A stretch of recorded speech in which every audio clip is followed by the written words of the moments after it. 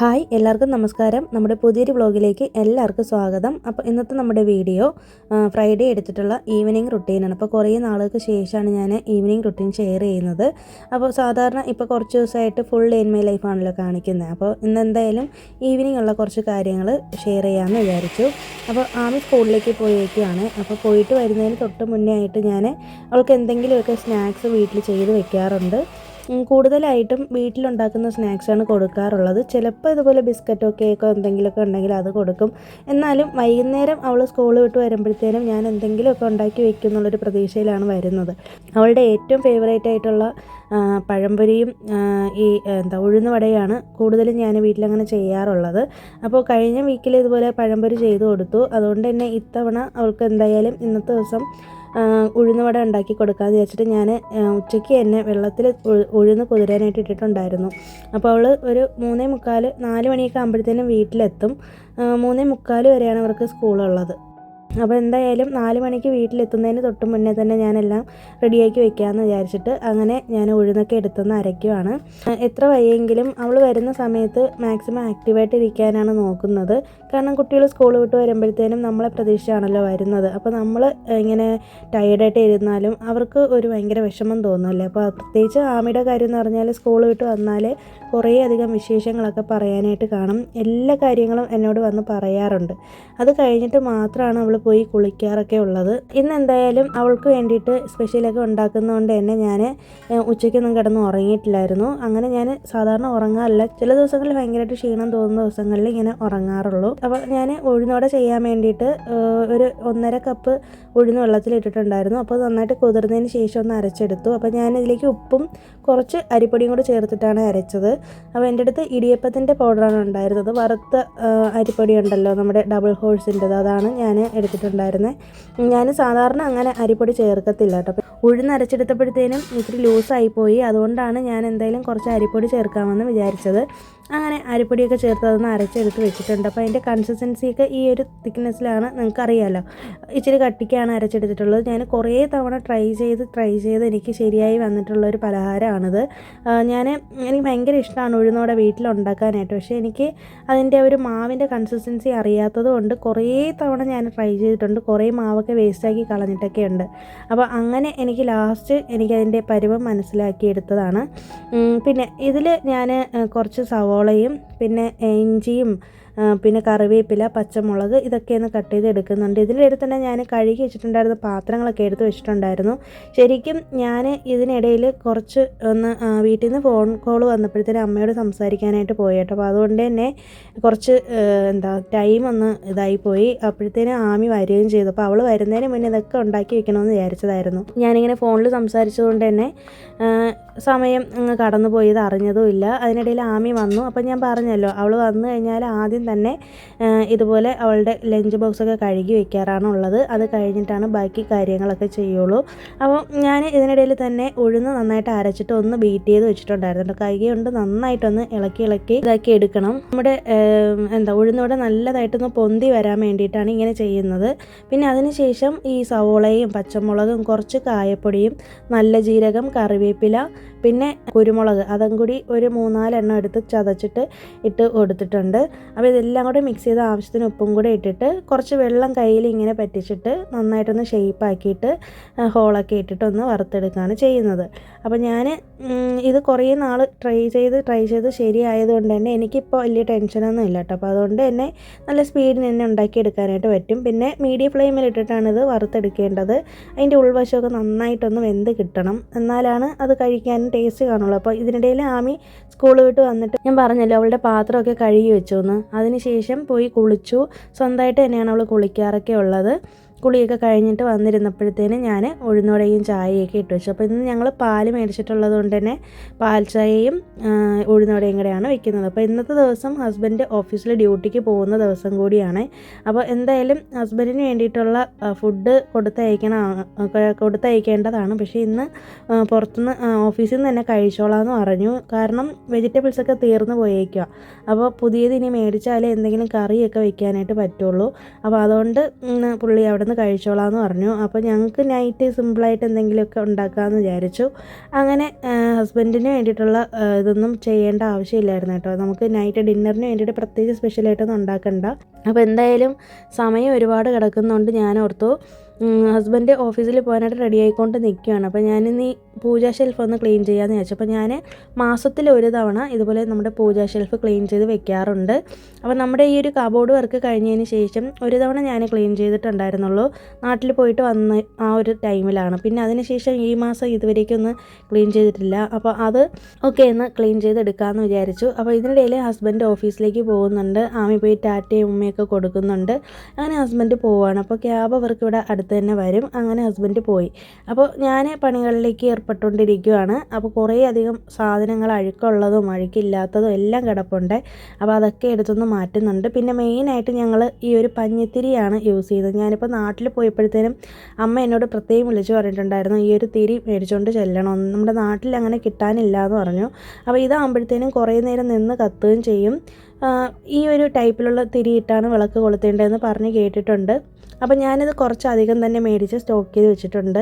നമ്മുടെ വീട്ടിൽ വിളക്ക് കൊളുത്തുന്നതിന് വേണ്ടുന്ന സാധനങ്ങളൊക്കെ നമ്മൾ തീർന്നു പോകുന്നതായിരിക്കും കാത്തിരിക്കാനായിട്ട് പാടില്ല എന്ന് പറയാറുണ്ട് കേട്ടോ. അപ്പോൾ എൻ്റെ പൂജാ ഷെൽഫിൽ മെയിനായിട്ട് വിളക്ക് തിരിയും ചന്ദനത്തിരിയും അതുപോലെ തന്നെ എണ്ണയും, ഈ 3 സംഭവങ്ങളും എപ്പോഴും സ്റ്റോക്ക്ഡാണ്.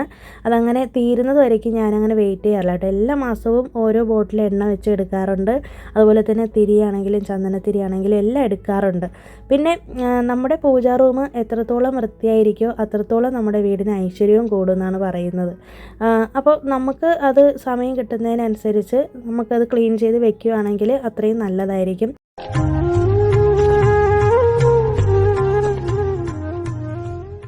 അപ്പോൾ ഞാനിത് ക്ലീൻ ചെയ്യുന്നതിനിടയിൽ തന്നെ ഇവിടെ കറണ്ട് പോയിട്ടുണ്ട്. അപ്പോൾ അതുകൊണ്ടാണ് ഒരു ചെറിയൊരു ബുദ്ധിമുട്ട് വന്നത് ഇടയ്ക്ക് വെച്ച്. എൻ്റെ അടുത്തൊരു പുതിയ നേരിയതിൻ്റെ ഒരു പീസ് ഉണ്ടായിരുന്നു കേട്ടോ. അപ്പോൾ അത് നമ്മൾ യൂസ് ചെയ്യാത്തതാണ്, ആരും ഉടുക്കാത്തതാണ്. അപ്പോൾ പുതിയതാണ്. ഞാനത് നന്നായിട്ട് കഴുകിയതിന് ശേഷം അതിൻ്റെ പീസസൊക്കെ ഒന്ന് കട്ട് ചെയ്ത് എടുത്ത് വെച്ചു. അപ്പോൾ അതൊക്കെ ഒന്ന് നമുക്ക് ഇതുപോലെ ഫോട്ടോസൊക്കെ തുടയ്ക്കാനൊക്കെ എടുക്കാമല്ലോ. അപ്പോൾ ഞാൻ ഇതുപോലെ റോസ് വാട്ടർ യൂസ് ചെയ്തിട്ടാണ് ഫോട്ടോ തുടയ്ക്കുന്നത്. അപ്പം നല്ല സ്മെല്ലും ആയിരിക്കും. നമ്മുടെ പൂജാ റൂം നന്നായിട്ട് ഒരു ഡിവൈൻ സ്മെല്ലായിരിക്കും. അപ്പോൾ നമുക്ക് അതിൻ്റെ അടുത്തേക്ക് പോകുമ്പോൾ തന്നെ ആ ഒരു ഗന്ധം നമുക്ക് പ്രത്യേകിച്ച് അറിയാനായിട്ട് പറ്റും. പിന്നെ ഞാൻ മെയിനായിട്ട് നമ്മുടെ പൂജാ ഷെൽഫിൽ മഞ്ഞൾ, കുങ്കുമം, ഭസ്മം, പിന്നെ അതുപോലെ തന്നെ ഞങ്ങൾ ആറ്റുകാൽ ക്ഷേത്രത്തിൽ പോയപ്പോഴത്തേനും അവിടെ നിന്ന് കിട്ടിയിട്ടുണ്ടായിരുന്ന കുങ്കുമമുണ്ട്.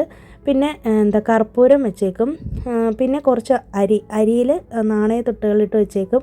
കാരണം എന്ന് വെച്ചിട്ട് കുറച്ച് നാണയം ഇട്ട് വെച്ചേക്കും. കാരണം എന്ന് വെച്ചിട്ടുണ്ടെങ്കിൽ അരിയിൽ ഇങ്ങനെ നാണയം ഇട്ട് വയ്ക്കുമ്പോഴത്തേനും നമുക്ക് ആഹാരത്തിനും അതുപോലെ തന്നെ പൈസയ്ക്കും ഒന്നും ബുദ്ധിമുട്ടുണ്ടാവില്ല എന്ന് കേട്ടിട്ടുണ്ട്. അപ്പോൾ അതൊക്കെ ഓരോരുത്തരുടെ വിശ്വാസമാണല്ലേ. അപ്പോൾ ഞാൻ ഓരോന്ന് അറിയുന്നതിനനുസരിച്ച് ഇങ്ങനെ ഓരോന്നൊക്കെ ചെയ്ത് വെക്കാറുണ്ട്. അപ്പോൾ പൂജാ റൂം നമ്മളൊരു ക്ഷേത്രം പോലെ തന്നെ കൊണ്ട് നടക്കണമെന്നാണ് പറയാറുള്ളത്. അപ്പോൾ ഞാൻ എന്നെക്കൊണ്ട് പറ്റുന്ന രീതിയിൽ മാക്സിമം വൃത്തിയായിട്ട് തന്നെയാണ് പൂജാ ഷെൽഫ് വയ്ക്കുന്നതും. അവിടെ ഒരുപാട് സാധനങ്ങൾ അങ്ങനെ വലിച്ചു വാരി നിരത്തിയിടാനൊന്നും ഞാൻ നിൽക്കത്തില്ല കേട്ടോ. മാക്സിമം നന്നായിട്ട് ഒതുക്കി തന്നെയാണ് വെച്ചേക്കുന്നത്. പിന്നെ ഞാൻ ഈ വിളക്ക് കഴുകുന്നതെന്ന് പറയുന്നത് ആഴ്ചയിൽ 1-2 ദിവസമാണ്. മുന്നേക്കെ ആണെങ്കിൽ ഡെയിലി കഴുകുമായിരുന്നു. അപ്പോൾ നമ്മുടെ സബീന പൗഡറും അതുപോലെ പുളിയൊക്കെ ഇട്ടിട്ട് നന്നായിട്ടൊന്ന് തേച്ച് പിടിപ്പിച്ച് ഇതിന് വേണ്ടിയിട്ട് പ്രത്യേകിച്ച് ഒരു സ്ക്രബ്ബർ ഒക്കെ മാറ്റി വെച്ചിട്ടുണ്ട്. നന്നായിട്ടൊന്ന് കഴുകി എടുത്ത് വെച്ചിട്ടുണ്ട്.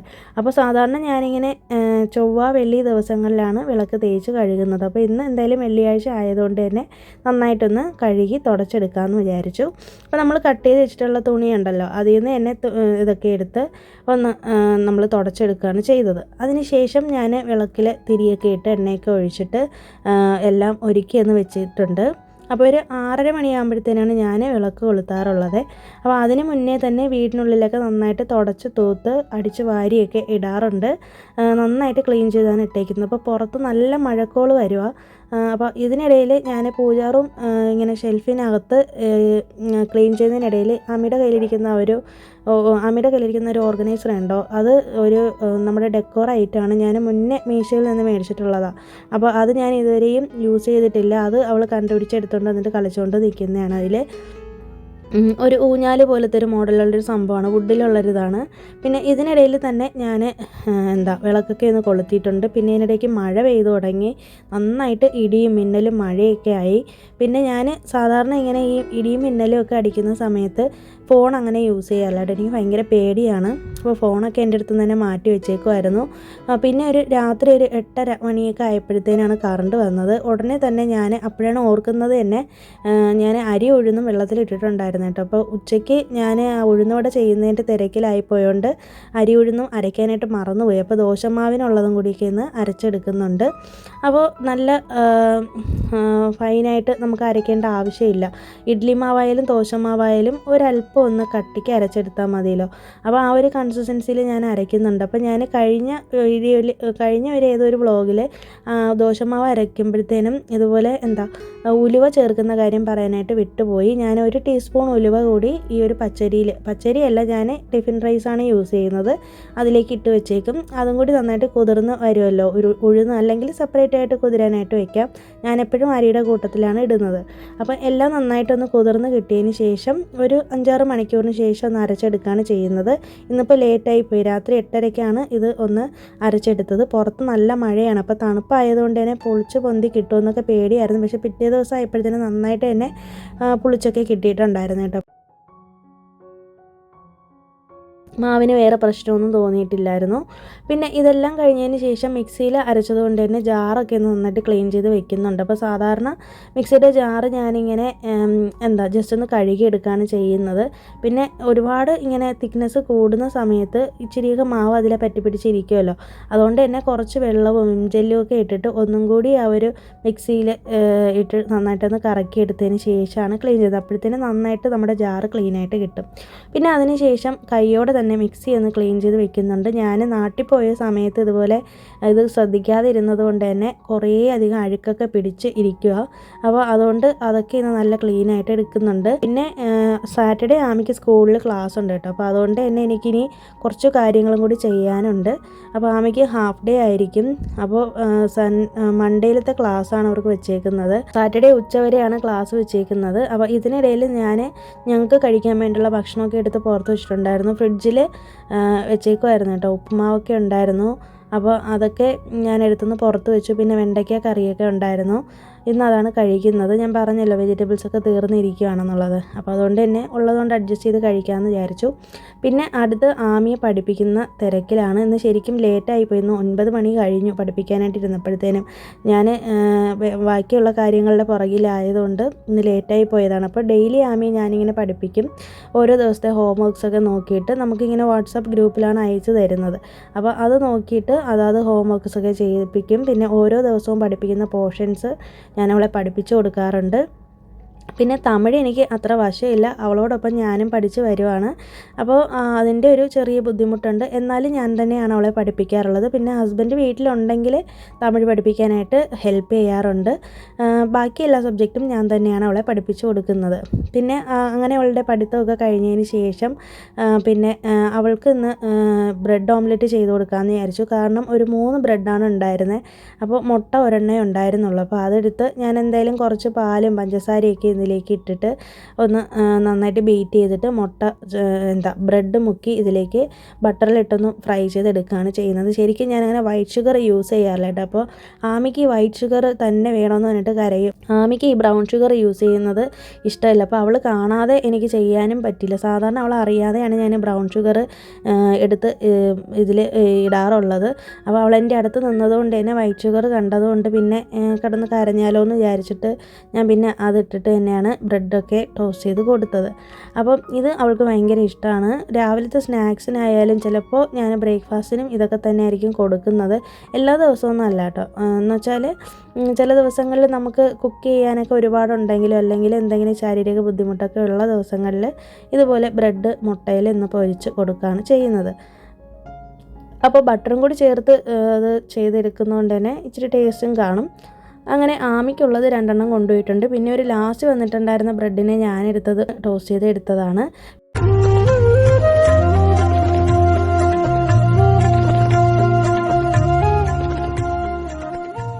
പിന്നെ ഞാൻ എപ്പോഴും കിടക്കാൻ പോകുന്നതിന് തൊട്ട് മുന്നേ ആയിട്ട് നമ്മുടെ ബോട്ടിൽ 2-3 ബോട്ടിൽ വെള്ളം പിടിച്ച് വെച്ചേക്കും കേട്ടോ.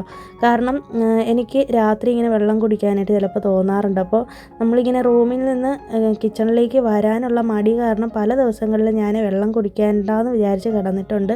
പക്ഷേ ഭയങ്കര ദാഹമാണ്. അപ്പോൾ ചില ദിവസങ്ങളിൽ പേടിയാണ് ഒറ്റയ്ക്ക് ഇറങ്ങി വരാനായിട്ടൊക്കെ. അതുകൊണ്ട് ഞാൻ ഇപ്പോൾ ഇതുപോലെ ബോട്ടിൽ 2-3 ബോട്ടിലിൽ ഇങ്ങനെ വെള്ളം പിടിച്ച് വെച്ചിട്ടേ കിടക്കാറുള്ളൂ. അപ്പോൾ അങ്ങനെ ഞാൻ കിച്ചണിൽ നിന്ന് ഇറങ്ങിയിട്ടുണ്ട്. അപ്പോൾ വെള്ളം എല്ലാം കൊണ്ടുവന്നിട്ട് നേരെ ഇനി അടുത്ത് ആമിയുടെ യൂണിഫോമൊക്കെ എന്തായാലും അയൺ ചെയ്ത് വെച്ചേക്കണം. ഞാൻ നിങ്ങളോട് പറഞ്ഞിട്ടുണ്ടായിരുന്നല്ലോ, മുന്നേയൊക്കെ ആണെങ്കിൽ ഞാനങ്ങനെ യൂണിഫോം തലേ ദിവസം അയൺ ചെയ്യുന്ന പരിപാടിയേ ഇല്ലായിരുന്നു. രാവിലെയാണ് ഇങ്ങനെ സ്പീഡിന് ചെയ്യുന്നത്. അപ്പോൾ ഇപ്പോൾ എന്തായാലും ഈ ഒരു സെക്കൻഡ് സ്റ്റാൻഡേർഡ് തൊട്ട് തലേ ദിവസം തന്നെ രാത്രി ഞാൻ എല്ലാം ഒന്ന് അറേഞ്ച് ചെയ്ത് വെച്ചേക്കാം. ആമിയുടെ യൂണിഫോമും പിന്നെ ഷൂവും സോക്സും പിന്നെ ബെൽറ്റും എല്ലാ സംഭവങ്ങളും എടുത്ത് ഞാൻ ഈ സോഫയിൽ വെച്ചിട്ടാണ് കിടക്കുന്നത്. അതുപോലെ തന്നെ ആമിയുടെ ലഞ്ച് ബോക്സ്, ലഞ്ച് ബാഗ് ഇതെല്ലാം കിച്ചണിൽ തന്നെ ഒരിടത്താണ് വെച്ചേക്കുന്നത്. അതേപോലെ തന്നെ ആമിയുടെ സ്കൂളിലെ ബുക്സ് എല്ലാം ടൈം ടേബിൾ പ്രകാരം ബാഗിലാക്കിയിട്ട് ഈ യൂണിഫോമിൻ്റെ അടുത്ത് തന്നെ വെച്ചേക്കും. അതാകുമ്പോൾ നമുക്ക് രാവിലെ ആകുമ്പോഴത്തേനും ഇച്ചിരി ഒന്ന് ഈസി ആയിരിക്കും. മറ്റേത് എവിടെയാണെന്ന് അന്വേഷിച്ച് നടന്ന് കുറേ സമയം അങ്ങനെ കളയേണ്ടി വരും. അപ്പോൾ ഇത്രയൊക്കെ ഉള്ളൂ ഇന്നത്തെ വീഡിയോയിലെ വിശേഷങ്ങൾ. അപ്പോൾ ഈ ഒരു ചെറിയൊരു ഈവനിങ് റുട്ടീൻ നിങ്ങൾക്ക് ഇഷ്ടമായി എന്ന് വിശ്വസിക്കുന്നു. ഇഷ്ടമായെങ്കിൽ മറക്കാതെ നമ്മളെ ഒന്ന് സപ്പോർട്ട് ചെയ്തേക്കണേ. പുതിയൊരു വീഡിയോ ഇട്ട് നമുക്ക് വീണ്ടും കാണാം. അതുവരേക്കും എല്ലാവർക്കും ബൈ. Thanks for watching.